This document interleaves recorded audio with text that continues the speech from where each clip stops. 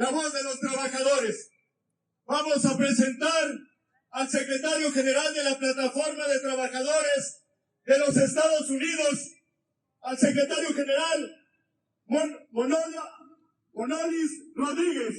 Duro, compañero. Compañeros, por parte de los comunistas de Estados Unidos, primero queremos denunciar el acto de la policía, detenidos los comunistas jóvenes. También por el nombre de la plataforma de los comunistas de Estados Unidos queremos expresar nuestra solidaridad con los detenidos. Compañeros, en 1960 el Departamento de Estado de Estados Unidos expuso el motivo de su agresión contra Cuba, que comenzó en 1959. ¿Cuál es el verdadero objetivo del imperialismo estadounidense? Asfixiar la revolución cubana, es decir, provocar hambre, desesperación, el derrocamiento del gobierno. Estas no son mis palabras, sino las de la administración de Eisenhower, cuyas declaraciones se han convertido en un ataque multidimensional por parte de todos los gobiernos de Estados Unidos. Todo ello para eliminar la posibilidad de que Cuba pueda servir como faro de una nueva vida, un nuevo mundo, un nuevo sistema para los trabajadores y los pueblos de las Américas. Hoy, bajo la administración actual de Trump y desde hace más de 60 años, el pueblo de Cuba ha sido sometido a un bloqueo criminal y no a un embargo, como la llaman los imperialistas, que priva al pueblo cubano de agua, electricidad, medicinas y combustible. Hoy en día el mundo está cambiando rápidamente. Ante nuestros ojos las alianzas imperialistas se están repartiendo el mundo, dejando montañas de cadáveres sobre los altares de la ganancia, y el genocidio en Palestina, las guerras en Irán y Ucrania, los bombardeos contra Venezuela y el secuestro de Maduro. Para los monopolios de Estados Unidos, Cuba es la siguiente. Hay quienes no entienden por qué está sucediendo esto y piensan que todo es culpa de una sola persona o de un gobierno.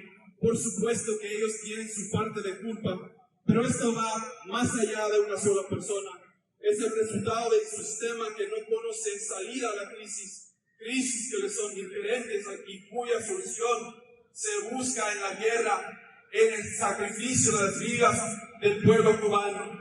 Ese sistema es el capitalismo, que hoy ha alcanzado la fase más parasitaria del imperialismo, en la que el dominio de los monopolios se manifiesta en políticas de agresión rabiosa contra Cuba. Estos actos criminales forman parte de una estrategia más amplia de Estados Unidos para aferrarse a su posición dominante en el sistema imperialista, prepararse para la guerra, competir con el bloque imperialista rival y someter al hemisferio occidental.